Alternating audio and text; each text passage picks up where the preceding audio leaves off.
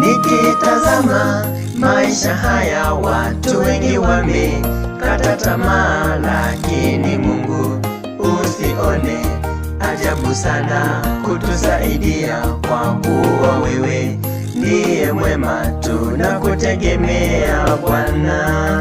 Shetani kawafumba macho, wasisome hata Biblia, wanaburudika na mambo ya dunia, wamemsahau Mungu, hawasomi Biblia ile takatifu ya kuwaweka uhuru.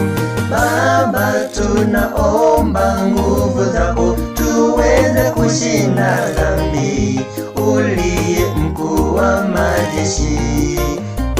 Baba, ulivyotuokoa Yesu pale msalabani, Bwana tunakushukuru. Amin.